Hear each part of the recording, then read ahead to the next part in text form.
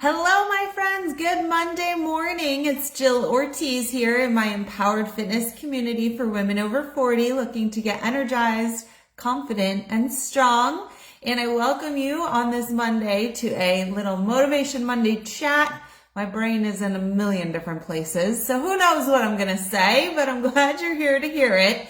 And if you're new to my group here, welcome. This is our place where we can come together as a community where you can learn and grow and be motivated to take action in this journey that is your one and only life. I mean, I don't know, maybe you believe something else, but for right here and now, this is the life that's important. And what I want is for you to get the most out of it, for you to be happy and healthy and fulfilled. And nothing spoke wanting to be happy and healthy to me than this past week when my sons, who are, just starting their school year, one of them came home with a cold and then got two of us sick, and luckily my husband was away on a business trip and didn't have to deal with us, but that left me dealing with all three of us and trying to get us healthy and keep us healthy, trying to sneak vitamin C into the kids' smoothies and telling them how important it is to drink water and to rest when they needed to rest and to eat healthy food so that they could get healthy again. And the same for me. I had a cold for like 2.5 days and I'm still feeling a little bit under the weather, not 100%, but it was so important to me. And I don't like being sick because who has time to be sick? Not me, not you, right? And I have goals and I don't want anything to come in the way of my goals. I knew I had 6 workouts to do during the week, and I wanted to get some cardio sessions in on top of that, little 20-minute low intensity cardio just to make sure I was keeping everything up, and I had to skip those to make sure that I was preserving my energy but still getting my lifting in. Always prioritize strength over the cardio. It's going to get you farther if you don't have much time and if you don't have much energy. Always focus on that strength. It's going to be way more impactful. And so I was just drinking all the things. I was doubling up on my greens and drinking my recovery and drinking my vitamin C. And I had to drink a little extra of my pre-workout just to keep my energy levels up to get all the things I needed to get done in the days. And, and it just it reminded me of how important it is that we are taking control of our health and doing everything we can to be our healthiest selves. And I feel like we owe that to ourselves, right? You've probably worked really hard your entire life up to this point, and it's kind of like, why stop being awesome now? Let's just keep getting more and more awesome and amazing and be somebody that our family looks up to, somebody who we ourselves are proud of. Here's something that actually just came to my mind that inspired me over the weekend. And then I am not a tennis person. I never played tennis because I went with my parents. They play a lot of tennis, and I went to the courts when I was younger, and I just kept hitting the ball over the fence. I was a softball player. I was trying to hit it out of the park, and it just never worked for me. I wasn't very good at controlling it, but I did watch the men's final yesterday, and I always get emotional in any one of these sporting events because for me, I'm very empathic, and I feel just that pride for the person who wins. I also feel the heartbreak for the person who loses, but I felt very good about this final. Jannik Sinner was just happy for his opponent, for Alcaraz. And this morning in watching a couple of interviews with Carlos Alcaraz, he said they were asking how important it was that he won this second US Open and this, Grand Slam for the year and all these things. And he said, it wouldn't have really mattered. It's nice to win again. It wouldn't have really mattered to win as long as he knew he brought his best stuff. And that was a comment that his coach made to him, or made to him, maybe about him, was that he was perfect, that he brought his best stuff. And he said that was the biggest compliment that he could have gotten. And it's that he had this pride of, I did everything I could to get myself as far as I could. And I think that that is the most amazing thing to hear. So I love that. I feel like there's so many people out there these days who are just looking for the shortcuts and the easy way and to not have to work hard. And yet that does not bring us pride, right? You would feel more pride in knowing that you had achieved something because you worked for it than having not worked for it. And so I think it's incredibly important.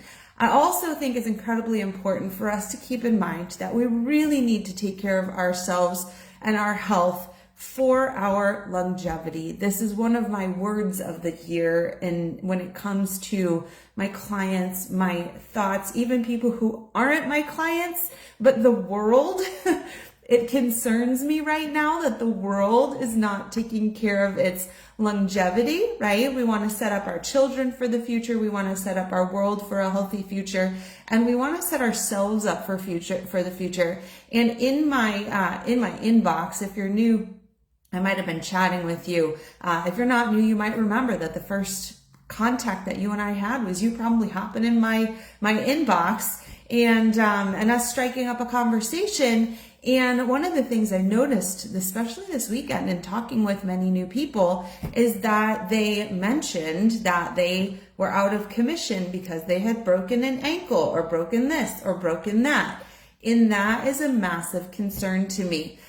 Bone health is something that I've been studying, that I am very excited to become certified in my next certification. I'm waiting for this really great program to open up again, which is not going to be until 2026, but I'm on the wait list, and I was like, tell me first, because this is going to be the next most important thing. It is the most important thing for us. And I think that we need to be educated on our bone health, because this is one of the leading causes of death, especially amongst women in the world, because of the decline in muscle and bone mass as we age, and especially because of the reproductive hormone decline, because that really fuels a lot of our bone health. And if we don't take over where our reproductive hormones are leaving off, then we're not doing our job, and we are just subject to these missteps and these unfortunate incidents where we twist and break a bone or a hip or whatever it is. And that is devastating, and that can be life-threatening as well. It is life-threatening. And so, especially in a time where we are about to go through this massive shift, I will tell you, in my conversations with many of you who've booked game plan calls, right? This is when you and I hop on a call. I've given you the link here. If you haven't had one, let's set one up. But I hear so often, I'd say 90% of women who come to me tell me that they're under eating. And that is a massive problem, because you are malnourishing and you aren't even giving yourself a chance with regards to your bone and muscle mass. And so it's incredibly important that we are fueling our bodies. And so with the, I think it's an epidemic of weight loss drugs that will impair upon your hunger and your desire, not only your desire to eat, but your desire to connect with people, your desire to do activities, your energy to do activities. It is going to create a malnourished population and under-fueled population, which no doubtedly will lead to an unhealthier, breakage-prone population. And you cannot be your best self when you are unhealthy and broken. I've gone through my own injuries, spinal injury, hand injury, leg injuries, gone through so many injuries in my lifetime as an athlete. And you never feel like your full self when you are down and out, right? When you are out of commission because of illness or injury. And so we have to be focusing on ourselves, not just for what we look like and what people think of us and how they see us, but for our longevity, our productivity, and our fulfillment in life. This is so important. It should be important to you. If you're not feeling that, if you're not motivated because you feel like you'd rather just eat whatever you want and spend time scrolling instead of, working out, and that's not motivating you, then let the fear of what can happen to you and not feeling fulfilled in your life, let that fear motivate you, right? This is not a very uppity pep talk. This is coming from fear and sadness, right? Of what I see and what I hear on a daily basis. And I don't want us to go through that, because life is so much better when you are part of a healthy community, when you are leaning in and connected to other people who are on a positive journey of getting better and growth, right? Would you rather be part of a community of people who are growing and achieving and happy and connected? Or would you rather be in a community of people who are undernourished and are unhappy and are not seeking any kind of growth? Surround yourself with the dreamers and the doers. It is so much more exciting. It is so uplifting. And if the first person who you reach out to is me by booking a call, I promise I will pep you up and I will excite you about your future and about what you can accomplish, either with me or even without me. But I want to be that person who lifts you, who inspires you to get going on your change. One of my very good friends recently wrote a book, and I may screw up the title. I think it's called Not Just Sunday. He's a college friend of mine, and he's a reverend, and he wrote a book recently about how church and God and prayer and connection and all the things and belief should not just be confined to your Sunday if you are a churchgoer. Personally, I'm Jewish, I'm not. But it should not be confined to Sunday. It should not be confined to your place of worship. It should be something that you embrace all the time.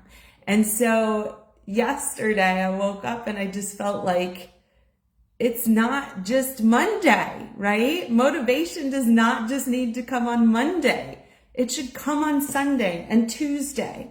And so I want to challenge you to get in touch with me today. Get a plan going for today, whether it's a 2-day plan, a week plan, or a 3-month plan, or a forever plan. Let's start it on a Tuesday or a Wednesday or a Thursday and take action today on Monday, right? But we shouldn't be always looking to every Monday to be the start of something. We should be in it as long as we have goals and desires and want growth. And so start something today, tomorrow, any day of the week. Don't wait for next Monday, okay? We don't have to have a call and then wait and prepare over the weekend and then start on Monday. If you've got a goal, start right now.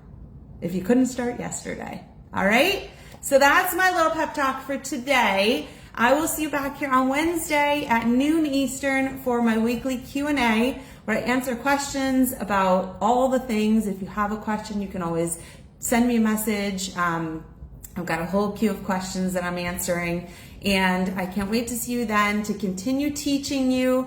If you want to sign up for a call with me so that we can have a chat, love to chat.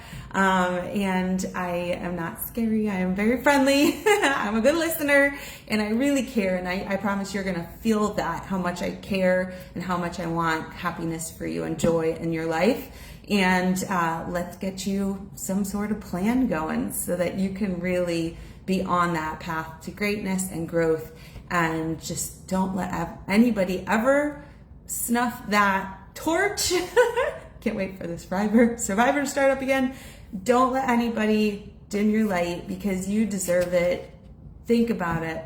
You've come a long way in this life. Keep going. Keep being amazing. All right. Have a great day, everybody. Talk to you soon. Bye.